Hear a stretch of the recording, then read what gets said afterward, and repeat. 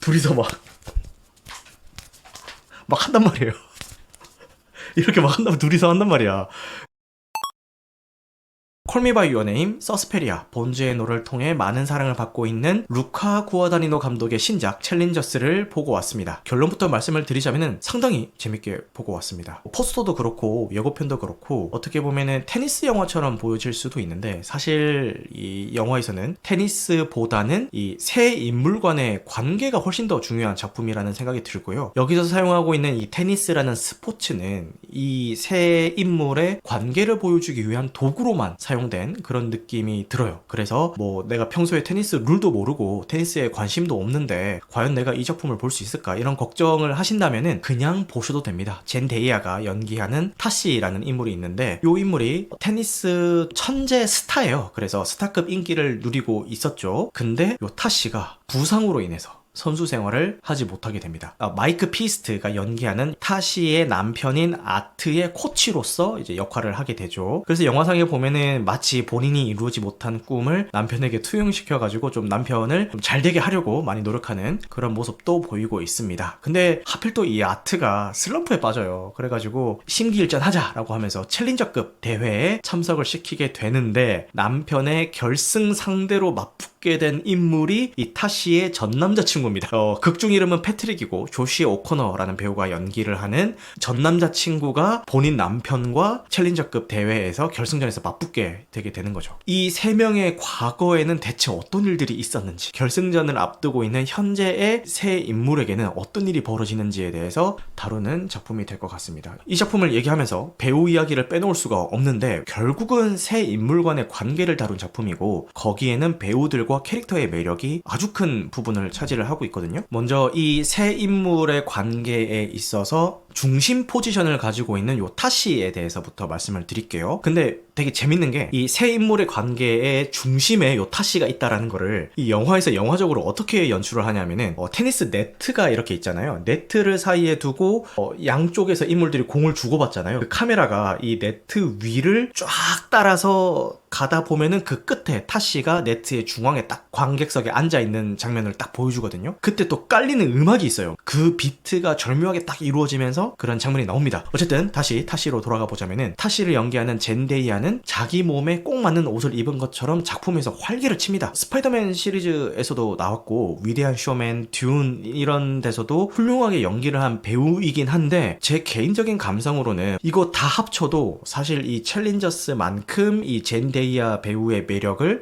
마음껏 뽐내는 그런 작품은 없었던 것 같아요. 오바해서 이야기를 하자면은 인생 작품에 인생 캐릭터를 만났다라는 느낌이 들 정도로 이 타시라는 인물과 젠데이아라는 이 배우의 싱크로율이 굉장히 잘 붙습니다. 예쁘게 나온다라는 거를 작품상에서 설명을 해주는 게 대학생 시절 때 이 패트릭 이랑 아트가 타시에게 한눈에 반하게 되는 그 장면이 나오거든요. 파티 같은 데서 요 타시가 파란색 드레스를 입고 이렇게 살랑살랑 춤을 추는 그런 장면이 나와요. 와, 그 장면에서는 관객인 저도 이제 한눈에 반할 지경까지 예쁘게 이제 담아냈던 것 같고 패트릭이랑 아트는 룸메이트예요. 그래서 타시한테 번호를 달라고 합니다. 근데 타시는 번호를 주지 않죠. 돌아가고 있는 타시의 등 뒤로 이 둘이 묵고 있는 방 넘버를 부르거든요. 타시는 들은 척 만 척 하면서 그냥 가버리죠. 패트릭이랑 아트는 숙소로 돌아와서 담배 피우면서 과연 올까 안 올까 막 고민하고 있는데 그때 똑똑똑 노크 소리가 들리고 타시가 문이 열리네요. 그대가 들어오죠. 딱 들어오는데 그때 안에 본인만의 욕망 부글부글 끓고 있는데 이거를 겉으로 잘 드러내지 않는 인물이라는 거를 그때부터 보여주기 시작했던 것 같아요. 이렇게 문이 열리고 그녀가 방으로 들어오면서 예고편에서 많이 화제가 됐던 그 장면이 나옵니다. 타시, 패트릭, 아트 셋이서 이제 키스를 하는 그런 장면인데 이때부터 영화가 진짜 엄청 섹시해지기 시작을 해요. 이 삼각관계가요, 남자끼리도 선이 그어져 있는 삼각관계인 거예요. 그래서 저는 그거를 모르고 있다가 이 세 명이서 키스를 동시에 하는 그 장면에서 그 타시가 가운데 있고 이 남자 두 명이 타시의 양쪽 옆에서 타시를 공략하거든요. 갑자기 이 가운데 있던 타시가 뒤로 쓱 빠져요. 이 남자 두 명이 이 타시를 따라가는 게 아니라 타시가 빠지는 그대로 둘이서 막 한단 말이에요. 이렇게 막 한다면 둘이서 한단 말이야. 그거를 타시는 막 흐뭇하게 쳐다보고 있고 막 그런 장면이 나오는 거예요. 그리고 그 장면 후로도 이제 직접적인 키스는 아니지만 예를 들어서 추러스를 가운데 두고 남자 둘이서 이렇게 한 번씩 깨물어 먹는다든가 서로를 지그시 바라볼 때 바나나를 이렇게 바나나를 먹으면서 지그시 바라본다든가 그런 장면이 나오거든요. 그때서야 제가 이제 정신이 든 거죠. 아, 이 사람, 이 감독, 콜미 바이 유어 네임 감독이었지? 라는 생각이 그때서야 든 거예요. 장성민 님이 채팅 쳐주신 것처럼 되게 도발적이라는 생각이 들었어요. 그 장면이. 그러니까 이게 인물들 간에도 도발적인 상황이긴 한데 마치 감독 입장에서는 관객한테도 이럴 줄 몰랐지? 라고 하면서 약간 도발적으로 그 장면을 탁 집어 넣어놨다라는 그 생각이 들면서 와, 그 장면에 대한 여운이 되게 오래 남더라고요. 이제 패트릭이랑 아트에 대해서도 좀 설명을 드릴게요. 사실 이게 인물 설명하다 보면 영화에 대한 전반적인 이야기라든가 이런 그 구체적인 내용이 다 설명이 다 되는 작품이거든요. 먼저 이제 패트릭에 대해서 이어서 설명을 드리자면은 한마디로 꼬불꼬불한 털 같은 캐릭터예요. 그러니까 실제로 뭐 턱수염이라든가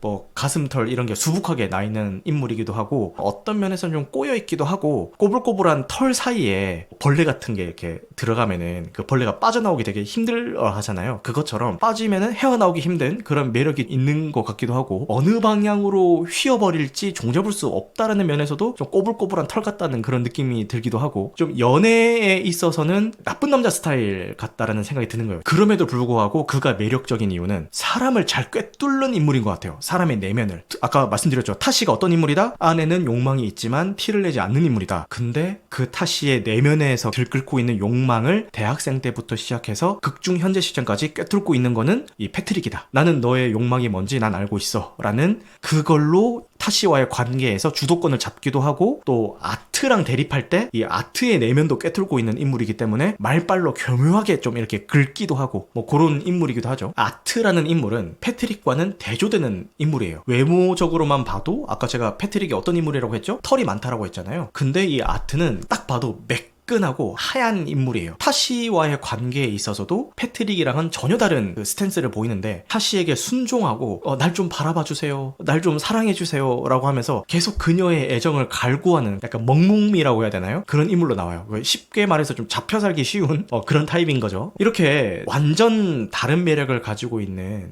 두 남자를 대하는 이 타시의 자세도 좀 흥미로운데 자신을 간파하고 가지고 노는 패트릭을 겉으로는 밀어내지만 동시에 갈망하기도 하고요. 자신에게 순종적이고 늘 자신의 사랑을 갈구하는 아트에게는 필요 이상의 애정은 주지 않아요. 부부 사이의 애정 관계다라는 느낌보다는 코치와 선수 사이의 비즈니스적으로 대하는 그런 느낌이 더 강하게 오거든요. 그래서 이렇게 세 인물의 캐릭터성이 확실하고 매력도 다양하니까 이미 각종 커뮤니티에는 누가 최애냐 뭐 이런 걸로 설전이 오가기도 하더라고요. 그만큼 인물에 몰입하기 좋은 작품이라는 생각이 듭니다. 이 복잡한 인물 간의 관계를 테니스로 기가 막히게 풀어냅니다. 설전을 벌이는 인물들의 상황도 마치 공을 주고받는 것처럼 느껴지기도 하고요. 공을 주고받듯이 인물 간의 관계에서 마음이 오가는 것처럼 느껴지기도 합니다. 그래서 이쯤 되면은 아니 왜 하필 테니스일까? 그런 생각이 좀 들더라고요. 이거는 뭐 제 뇌피셜인데 뭐 아님 말고 식의 이야기입니다. 단순하게 생각을 하자면은 대중적으로 인기 있는 종목을 골랐다라는 생각이 들고요. 그리고 약간의 해석을 넣어보자면은 어디로 튈지 모르는 이 세 인물을 테니스 공에 빗대어서 좀 묘사를 한 게 아닌가 이런 생각이 드는데 아니 그러면은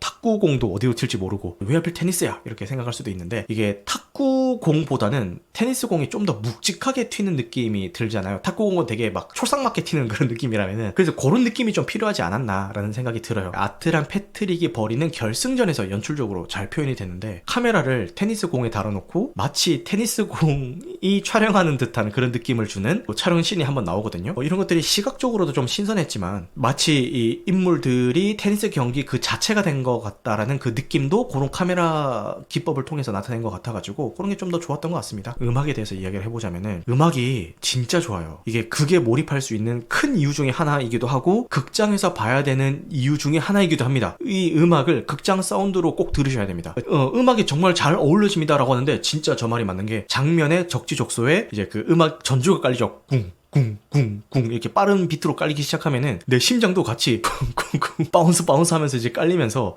마냥 그냥 빵빵하게 비트만 때리는 게 아니라 갑자기 묵음 처리를 하면서 오히려 그 장면에 강조를 해준다거나 아니면 일정한 템포를 유지하다가 다시 음악을 풀 볼륨으로 올려버려서 완급 조절을 한다거나 이런 게 이 영화의 장면과 맞닿아 떨어지면서 더 그게 몰입하게 만들어줬다라는 생각이 들어요. 그래서 이거 음악 감독 누구지 하고 찾아보니까 트렌드 레즈너라는 분이 음악 감독님이신데 데이비드 핀처 감독이랑 되게 많은 작품을 함께 했고 대표적으로 소셜 네트워크가 있습니다. 그리고 구아다니노 감독의 전작인 본즈 앤 올에서 같이 음악 감독 작업을 했었고 지금 이 작품인 챌린저스에서도 음악 감독을 하는데 그 구아다니노 감독의 다음 작품이 이제 퀴어라는 작품이거든요. 거기서도 같이 음악 감독을 한다고 하네요. 그래서 한번 기대를 해보도록 하겠습니다. 본즈 앤 올이나 서스페리아까지만 해도 뭐 루카 구아다니노 감독의 작품은 뭐 좋은 건 알겠는데 그러니까 순수 재미적인 면에서는 그냥 그렇다 이런 느낌이 좀 있었거든요. 인간의 억눌린 욕망에 대해서 되게 잘 다루는 감독이다 보니까 좀 불편한 감도 좀 있고 좀 그랬어요, 솔직히. 근데 이번 챌린저스를 통해서 대중적인 재미까지 좀 잡았다 이런 생각이 들고 트렌드에 맞게 좀 세련되게 하면서 오히려 좀 힙해 보이는 그런 느낌도 좀 주지 않았나 이런 생각이 들었습니다. 지금까지도 좋은 작품 활동을 많이 해줬지만 앞으로가 개인적으로는 좀 더 기대되는 그런 감독이 아닌가 싶고 이 후속작인 퀴어 같은 경우는 말 그대로 퀴어 영화로 나온다고 하는데 빠르면은 올해 하반기에 개봉할 수도 있다 이런 소식이 있던데 후속작도 다 같이 한번 기대를 해보도록 합시다.